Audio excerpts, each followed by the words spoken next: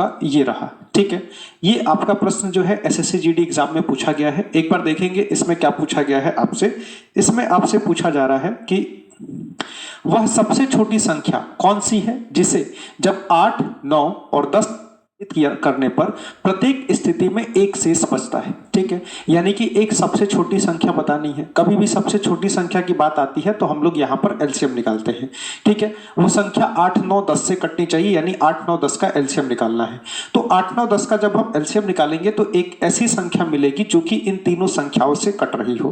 तो शेषफल के लिए क्या करेंगे, शेषफल के लिए देखते हैं हमको क्या करना है। तो अगर हम यहां पर 8, 9 और 10 का एलसीएम लेते हैं तो कितना आएगा। अगर आप बच्चों ने एलसीएम एचसीएफ पढ़ा होगा, ठीक है, आपको अगर एलसीएम एचसीएफ की बेसिक जानकारी होगी तो आप इसको कैलकुलेशन को डायरेक्ट भी कर सकते हैं। ठीक, बाकी आप बेसिक मेथड लगा सकते हैं। अगर इसका एलसीएम निकालेंगे तो 2 से काटेंगे तो 2 से कटेगा 4 बार में, 9 नहीं कटता है ऐसे ही लिखना पड़ेगा, ये कटेगा 5 बार में। ठीक, अब कोई भी संख्या ऐसी नहीं है, कोई भी 2 संख्या ऐसी नहीं है जो किसी एक संख्या से कटती हो। तो सिंपल हमको यहां पर गुणा करना होगा। क्या हो जाएगा, 4 दूना 8, 8 9 72 और 72 पंजे क्या होता है, तो 72 पंजे होता है 360, यानी एलसीएम के तौर पे आपका 360 निकल के आएगा। ठीक है, एलसीएम कितना हो जाएगा, एलसीएम हो जाएगा आपका 360। ठीक, अच्छा, अब एलसीएम का मतलब ये संख्या 8 से भी कटेगी, 9 से कटेगी, 10 से कटेगी, काट के देख सकते हैं। हमको 1 का शेषफल चाहिए तो बस हम लोग क्या करेंगे, 1 जोड़ देंगे। ठीक है, 360 कटेगा, लेकिन जब 361 लिखा जाएगा ना तो इसमें एक शेषफल के तौर पे भी आपका बच के निकल जाएगा। ठीक है, 360 तक कटेगा, एक आपका शेषफल बच जाएगा 361, आपका यहाँ पर आंसर ऑप्शन भी आपका सही जवाब हो जाएगा। ठीक है, आप बच्चों को किसी भी क्वेश्चन पे डाउट होगा ना, क्योंकि हो सकता है कई बच्चे कई सारे चैप्टर्स ना पढ़े हों। ठीक है, तो किसी भी क्वेश्चन पे डाउट होगा तो आप कमेंट बॉक्स में जरूर रिप्लाई करिएगा, मैं आपको अगली क्लास में उसका डाउट क्लियर कर दूंगा। ठीक है, इसमें कहा गया है एक समकोण त्रिभुज है, समकोण त्रिभुज की भुजाएं 5, 12 और 13 है, इसका परिमाप 90 है, तो त्रिभुज का क्षेत्रफल आपको बताना है। समकोण त्रिभुज का मतलब क्या होता है, समकोण त्रिभुज का मतलब एक ऐसा त्रिभुज जिसका एक कोण आपका 90 डिग्री का हो। ठीक है, ये कोण मान लीजिए आपका 90 डिग्री का है, 3 भुजा रहेंगी, एक भुजा सबसे बड़ी और ये कर्ण होता है, ये सबसे बड़ी भुजा होता है। अगर ये रेशियो में है, इसमें x लगा दिया जाए तो हम अपने मन से इसकी भुजाएं रख देंगे 5x 12x। बस एक चीज का ध्यान रखना है, सबसे बड़ी भुजा आपकी ये वाली होनी चाहिए। ठीक, ये वाली सबसे बड़ी, इसको आप कुछ भी रख सकते हैं, कोई दिक्कत नहीं है। ठीक है, 5x 12x 13x आपकी भुजाओं की लंबाई हो जाएगा। परिमाप का मतलब होता है भुजाओं का योग। भुजाओं का योग अगर आप करेंगे 5x प्लस का 12x और जब आप इसमें 13x जोड़ेंगे तो परिमाप निकल के आ जाएगा, जो कि क्वेश्चन के हिसाब से आपका 90 है। ठीक है, क्वेश्चन में परिमाप 90 दिया है, 12 5 17, 17 में 13 जोड़ेंगे आपका 30x यहाँ पर परिमाप आएगा और क्वेश्चन के हिसाब से ये 90 है। 30 से काटेंगे, 3 बार में कटेगा तो x की वैल्यू 3 हो जाएगी। ठीक है, x की वैल्यू 3 का मतलब क्या है, हमको भुजाओं की लंबाई पता चल गई है, 5 तिया का ये 15 है और 12 तिया का ये आपका 36 है। ठीक, और सिर्फ इन्हीं 2 भुजाओं की जरूरत है हमको क्षेत्रफल निकालने के लिए। अगर आपको एरिया की जानकारी होगी तो त्रिभुज का जो एरिया होता है ये कितना होता है, ये होता है 1/2 गुणे का आधार गुणे का ऊंचाई। ठीक है, तो इसमें इसको आधार कह सकते हैं, इसको ऊंचाई कह सकते हैं, चाहे उल्टा भी आप उसको आधार इसको ऊंचाई कह सकते हैं, कोई दिक्कत नहीं है। दोनों को गुणा करना है, 1/2, आधार अगर देखेंगे तो 36 है, ऊंचाई देखेंगे तो आपका 15 है। ठीक है, 2 से काटेंगे, 18 बार में 36 कट जाएगा, 18 गुणे का 15 कितना हो जाएगा, ये आपका 225 और 15 तिया 45। ठीक है, 225 में 45 जोड़ेंगे कितना हो जाएगा, 270। ठीक है, 270 आपका यहाँ पर क्षेत्रफल निकल के आएगा, ऑप्शन सी आपका यहाँ पर सही जवाब हो जाएगा। 270 क्षेत्रफल हो गया। भुजाएं पता है तो इसमें कुछ भी निकाला जा सकता है, परिमाप आपको दिया हुआ था और हमने यहाँ पर बेस गुणे का ऊंचाई करके क्षेत्रफल निकाल लिया। मेंसुरेशन का आपका प्रश्न है, मेंसुरेशन में ट्रायंगल पढ़ते हैं तो उसमें आपको ये पढ़ाया जाता है। ठीक है, इस क्वेश्चन को देखेंगे, स्टॉपेज को छोड़कर बस की गति 60 किलोमीटर प्रति घंटा है और स्टॉपेज के सहित जो गति है ये 48 किलोमीटर। यानी इसका मतलब क्या है कि जब बस अगर सिर्फ चलती है तो 1 घंटा में 60 किलोमीटर चलेगी, लेकिन अगर बीच में कहीं रुक भी जाए, रुकती है तो सिर्फ 48 किलोमीटर दूरी को तय कर पाएगी। आपसे पूछा जा रहा है कि बस कितनी देर के लिए रुकती है, स्टॉपेज टाइम आपसे पूछा जा रहा है। तो इस स्टॉपेज टाइम के लिए हम क्या करते हैं, कितने देर के लिए बस रुकती है, इसके लिए देखिए एक बेसिक सा फॉर्मूला होता है कि आपकी बस की गति क्या है, आप कहेंगे 60 की। अच्छा, रुकने के बाद तो रुकने के बाद गति आपकी 48 की है और इसकी ओरिजिनल चाल क्या है 60 की। अब देखिए ये समय आपका घंटे में आता है, जैसे ही आप इसमें 60 से गुणा करते हैं तो कितने मिनट रुकेगी ये आपको पता चल जाएगा। ठीक, तो ऊपर आपका 12 हो जाएगा, नीचे आपका 60 हो जाएगा और गुणे में यहां पर 60 होगा, तो इसको आप काटेंगे तो आपको पता चलेगा 12 आंसर आ रहा है और यानी कि 12 मिनट के लिए बस बीच में रुकती है। ठीक है, बस कितने देर के लिए रुकती है, तो ऑप्शन ए 12 मिनट के लिए आपकी बस यहां पर बीच में रुकती है। और अगर सीधे चलती रहे तो 60 और रुक जाए तो 48। ठीक है, कहीं बीच में स्टॉपेज पड़ जाए तो सिर्फ 48 किलोमीटर की दूरी ही ये बस आपकी तय कर पाएगी। आपको बस दोनों चालों का अंतर ले लेना है, ओरिजिनल चाल और 60 से गुणा कर देंगे। ये 60 आपका मिनट वाला है, ठीक है, 60 से गुणा कर देंगे, ये 60 मिनट में कन्वर्ट करने के लिए गुणा किए। ठीक है, तो ऐसा मत समझिएगा यही वाला 60 यहां पर है, नहीं, ये 60 अलग है। ठीक, और ये क्वेश्चन का आपका डाटा है।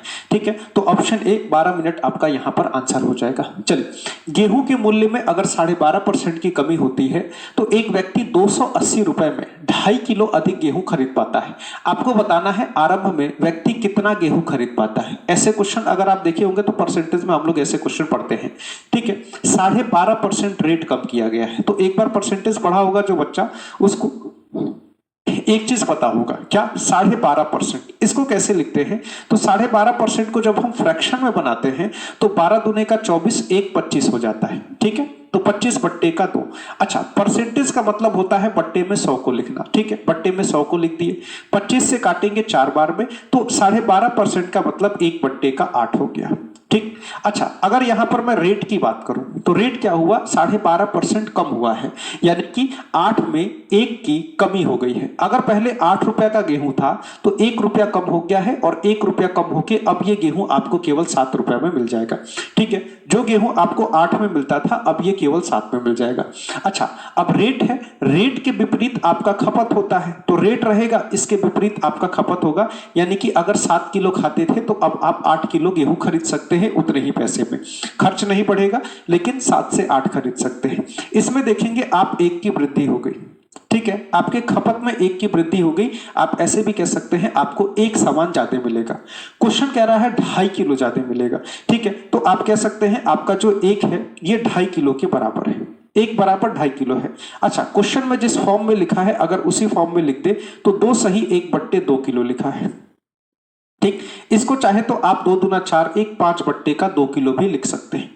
एक रेशियो का मान हो गया। आपसे पूछा गया है कितना गेहूं खरीद पाता था, यानी कि पहले शुरुआत में कितना गेहूं खरीद पाता था। आप कहेंगे शुरुआत में रेशियो में 7 रेशियो गेहूं खरीदता था, तो 7 रेशियो का मान क्या हो जाएगा, 7 रेशियो बराबर 7 गुणे 5 बट्टे का 2, यानी कि शुरुआत में ये व्यक्ति 35 बट्टे का 2 किलो गेहूं खरीद पाता था। कितना गेहूं खरीदता था, 35 बट्टे का 2 किलो। अच्छा, शुरू में भी 280 रुपया खर्च होते थे और लास्ट में भी 280 ही खर्च हो रहा है। अगर आप 280 रुपया खर्च कर रहे हैं और इसमें आपको 35 बट्टे का 2 ऊपर आ जाएगा, इतना गेहूं मिल रहा है, इसका मतलब क्या है, इसका मतलब यह है कि देखिए 5 से काटेंगे 7 बार में और 5 से काटेंगे, चाहे 7 से काट लीजिए 5 बार में, 7 से काटिए 40 बार में, 5 से काटेंगे 8 बार में, यानी कि पहले जो गेहूं की कीमत थी ये 16 रुपया प्रति किलो थी। पहले गेहूं आपको कितने का मिल रहा था, हो गई 280 रुपए, 7 पंजे 35 बट्टे का 2 ऊपर चला गया, 35 दूना 70, 7 चौक 28, 8 दूना 16। ठीक है, तो आपसे पूछा गया है गेहूं खरीद पाता था। अच्छा, कितना गेहूं खरीद पाता था, सॉरी रेट नहीं पूछा है। देखिए कितना गेहूं खरीद पाता था, तो 35 बट्टे 2 का मतलब 17.5 किलो हो जाएगा। ठीक है, तो अगर कितना गेहूं खरीद पाता था तो ये तो ऑप्शन सी हो जाएगा 17.5 किलो। अगर आपसे पूछेगा कि शुरुआत में गेहूं कितने का मिलता था, गेहूं का रेट क्या था, तो उसके लिए 280 बट्टे का 35 2 ये कर देंगे तो 16 रुपया प्रति किलो। अगर आपसे रेट पूछे तो आप बता सकते हैं शुरू में 16 रुपया का 1 किलो आपको गेहूं मिलता था। कितना गेहूं मिलता था, 17.5 किलो। ठीक है, 280 रुपए में आपको 17.5 किलो गेहूं मिल रहा था। प्रॉफिट लॉस का क्वेश्चन है, एक व्यक्ति को एक टीबी को 18,400 में बेचने पर 8% की हानि हो गई। 18,400 में बेचा तो 8% की हानि हो गई। अगर 5% का प्रॉफिट चाहिए तो किस कीमत पर बेचना होगा, आपसे पूछा जा रहा है। अब 8% हानि का मतलब देखिए, किसी भी वस्तु का क्रय मूल्य जो होता है ना, ये 100% होता है। ठीक, अच्छा अगर यहां पर आपको लॉस हो रहा है और कितने का 8% का, इसका मतलब आपने बेचा कितने में है, तो ऐसे समझ सकते हैं 100 रुपए की वस्तु है, 8 रुपए का लॉस हो गया, यानी 92 रुपए में बेचे होंगे। आप कह सकते हैं कि सर विक्रय मूल्य 92% हो जाएगा, बिल्कुल, लेकिन क्वेश्चन के हिसाब से जो विक्रय मूल्य है ये है आपका 18400, ये आपका विक्रय मूल्य है। आप कह सकते हैं 92% बराबर इतना है। अगर मैं आपसे देखूं, एक चीज देखेंगे तो 92 दूने का 184 हो जाएगा, ठीक है, 200 बार में कट जाएगा। 1% का मान आपसे पूछा जाए, 1% बराबर आपका 200 हो जाएगा, ठीक है। विक्रय मूल्य क्या हो जाएगा, अगर 1% की वैल्यू 200 है, विक्रय मूल्य दिया हुआ है, क्रय मूल्य क्या हो जाएगा, तो आप कहेंगे सर क्रय मूल्य के लिए 100% निकालना पड़ेगा, या तो 100% निकाल लीजिए, उसके बाद 5% के प्रॉफिट पर बेच दीजिए। क्वेश्चन कह रहा है अगर 5% की प्रॉफिट हो तो विक्रय मूल्य क्या होगा। आप कहेंगे सर जो प्रॉफिट होगा ना, मान लीजिए 100 रुपए की वस्तु है, 5 रुपए का प्रॉफिट हो गया, यानी 105% इसका विक्रय मूल्य आपका होगा। अच्छा, 1 बराबर 200 है, 1% बराबर, तो 105% का मान क्या हो जाएगा, 105 गुणे का 200, 105 गुणे का 210, यानी कि ये 210 और डबल जीरो और, तो इसको अगर आपको प्रॉफिट चाहिए, आपको 5% का प्रॉफिट चाहिए, तो 21,000 में वस्तु को बेचना होगा। ऑप्शन डी आपका सही जवाब हो जाएगा, 21,000 आपका यहां पर आंसर हो जाएगा, ठीक है। चलिए इस क्वेश्चन को करेंगे। डिस्काउंट का प्रश्न है, त्योहार के मौसम के कारण एक दुकानदार 20% की छूट प्रदान करता है, ठीक है, कोई भी सामान लेंगे 20% की छूट मिल जाएगी। 5,000 रुपए से अगर अधिक की खरीदारी करते हैं तो 5% का एक्स्ट्रा छूट, अतिरिक्त छूट आपको दे दिया जाएगा। अगर मान लीजिए आपने 7,500 की वस्तु खरीदी तो आपको कितना छूट मिलेगा। अब इसमें क्या है ना, जैसे आपको दिख रहा है कि 5% का छूट, 20% का छूट, तो बच्चों को लगता है 20 + 5 25% का छूट आपको मिल जाएगा, ठीक है। लेकिन कभी भी ऐसे छूट दिया जाता है ना, तो ये आपका जो होता है ये सक्सेसिव, यानी कि क्रमिक छूट आपको दी जा रही होती है। क्रमिक छूट कैसे होता है, जैसे मान लीजिए 7500 रुपए की कोई वस्तु है, ठीक, इस पर 20% की छूट दी जा रही है, तो आपको क्या करना है, इसके रेट को 20% से कम कर देना है, ठीक। यानी कि अगर ये संख्या 100% है, इसको 20% कम कर दे तो कितनी हो जाएगी, आप कहेंगे सर ये संख्या 80% हो जाएगी, ठीक। यानी कि आपने पहले 20% की छूट दे दी है, अब आपको 5% की छूट और देनी है। अब इसके बाद इसमें ऐसा कहा जा रहा है कि और 5% कम कर दीजिए, और 5% कम कर देंगे 95% हो जाएगा। इसको आपको सॉल्व करना है, ठीक है। 25 तिया 75 होता है, 25 चौके 100 होता है, और 4 से काटेंगे 20 बार में, कितना हो जाएगा, 20 तिया 60 और 60 गुणे का 95, यानी कि 0, 6 पंजे 30 का 0 3 और 6 9 54 3 57, यानी कि ये वस्तु आपको 5700 रुपए की पड़ेगी। इस वस्तु का अब विक्रय मूल्य देखा जाएगा तो 5700 रुपया हो जाएगा। अच्छा, आपसे पूछा जा रहा है, छूट पूछा जा रहा है, विक्रय मूल्य नहीं पूछा है, तो आप कहेंगे सर 7500 की वस्तु थी, अगर मुझे 5700 में मिल रही है तो आपको तो डिस्काउंट मिला। कितने का डिस्काउंट मिला, तो आप देख रहे होंगे 1800 रुपया यहां पर आपको कम होता हुआ दिख रहा होगा। कितना छूट मिल रहा होगा, तो आपको ऑप्शन सी 1800 का डिस्काउंट यहां पर मिलता हुआ दिखेगा। विक्रय मूल्य पूछेगा, आपका आंसर रहेगा 5700। डिस्काउंट पूछेगा, आपका ऑप्शन सी हो जाएगा, 1800 रुपए का आपको यहां पर छूट मिला है। इस क्वेश्चन में क्या है, एक समान वार्षिक साधारण ब्याज दर से 4 वर्ष में 12,420 और 7 वर्ष में 14,985 हो जाता है।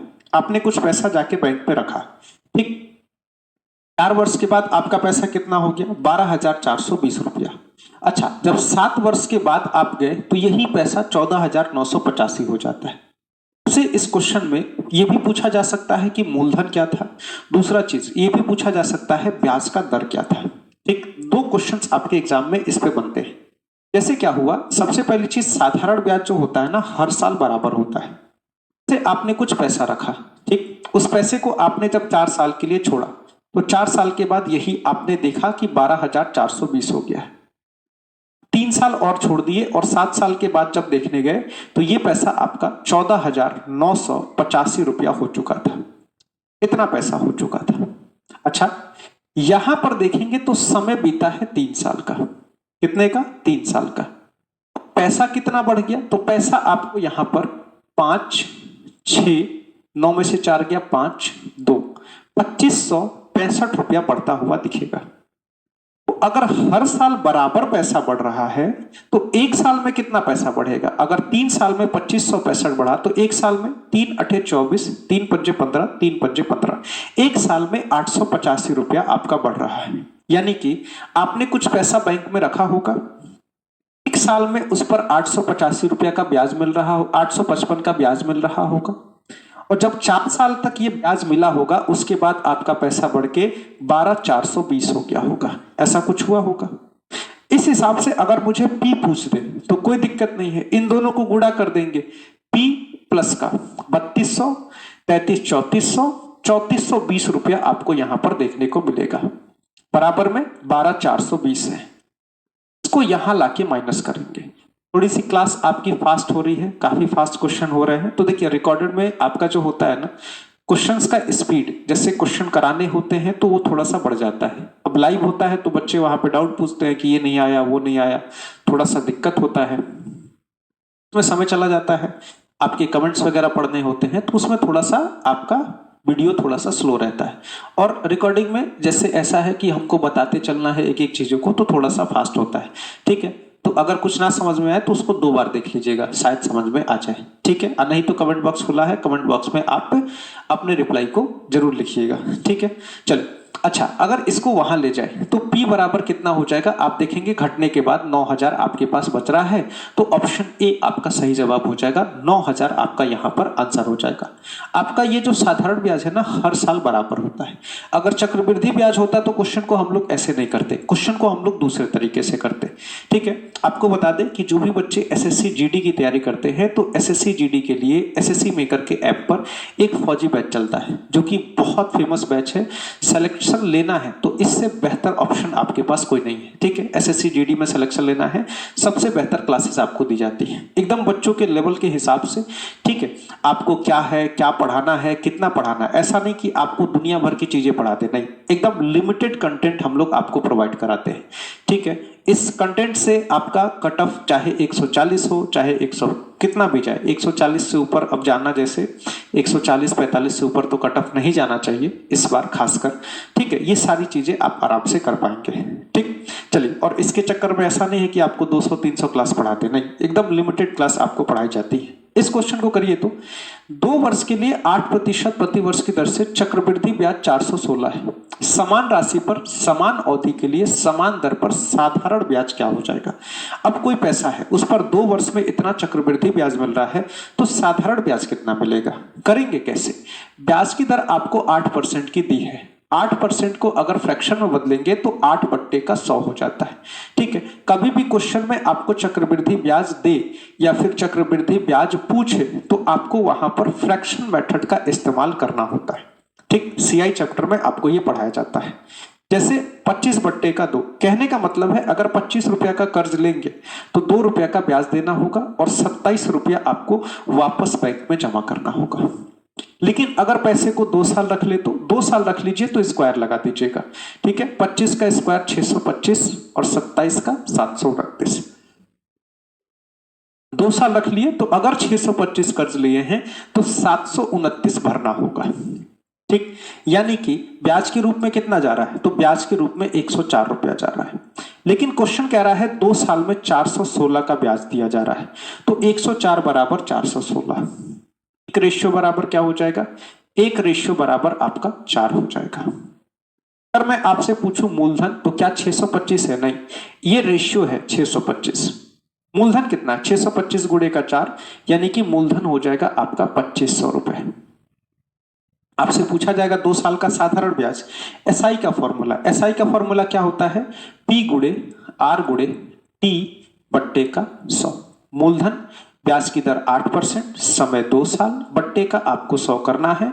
यहां से आपका ब्याज साधारण ब्याज निकल के आएगा 25 अठे 200 दूना 400 रुपए, यानी कि 2 साल में आपको 400 रुपए का साधारण ब्याज देना होगा। ठीक, और चक्रवृद्धि ब्याज 416 का। तो साधारण ब्याज अलग होता है, पहले साल तो दोनों सेम होते हैं, लेकिन जब दूसरे साल में प्रवेश करते हैं तो साधारण ब्याज अलग हो जाता है, चक्रवृद्धि ब्याज अलग हो जाता है। साधारण ब्याज हर साल बराबर रहता है, लेकिन चक्रवृद्धि ब्याज हर साल बदलता है। इसमें देखिए 10 छात्रों का जो औसत भार है, आधे किलो की वृद्धि हो जाती है। छात्र हैं उनके औसत भार में आधा किलो की वृद्धि हो जाएगी। ये वृद्धि होगा कब? ये वृद्धि तब होगा जब छात्रों में से 45 किलो भार वाले एक नए छात्र द्वारा प्रतिस्थापित कर दिए। एक छात्र को निकाला जाएगा और एक 45 किलो के वजन का छात्र एक दूसरे वजन का 45 किलो वाले बच्चे को निकाला जाएगा और एक दूसरे बच्चे को लेके आया जाएगा। अब आपसे पूछ रहा है छात्र का भार कितना है, ये छात्र का वजन कितना है। आप देखिए इस क्वेश्चन में औसत में क्या होगा, जैसे एक छात्र बाहर गया, कितना वजन था? 45 किलो। अब एक छात्र को लेके आना है। अब दूसरा छात्र आता है, अगर मान लीजिए उसका वजन भी 45 किलो है तो औसत में कोई वृद्धि नहीं होगी। उसका वजन 45 से ज्यादा है तब जाके आपका औसत बढ़ेगा। ठीक, तो 45 किलो का छात्र गया, अब एक नया छात्र आएगा इसको बैलेंस करने के लिए। अगर 45 किलो का आ गया तब तो कोई दिक्कत ही नहीं है, तब तो औसत में कोई परिवर्तन नहीं होगा। औसत आधा किलो से बढ़ा है, आधा किलो से बढ़ा है यानी जो वजन व्यक्ति आया होगा उसके पास आधा किलो वजन ज्यादा होगा। लेकिन औसत बढ़ने का मतलब अगर 10 लोग हैं तो 10 का वजन बढ़ गया, 10 लोगों का वजन बढ़ गया। तो अगर 10 लोगों का वजन बढ़ गया इसका मतलब ये है 2 से काटिए 5 बार में, ये व्यक्ति जो आया होगा ये 45 प्लस 5 यानी कि जरूर 50 किलो का रहा होगा, तभी जाके औसत में आपका आधा किलो का वृद्धि होगा। औसत में आधे किलो का वृद्धि होना अलग है और वजन में आधे किलो का वृद्धि होना अलग है। औसत में आधे किलो का वृद्धि होने का मतलब है कि सबका वजन आधे किलो से बढ़ गया। अगर 10 लोग हैं तो 10 लोगों का वजन आधे किलो से बढ़ा। ठीक, ये होता है औसत का वृद्धि।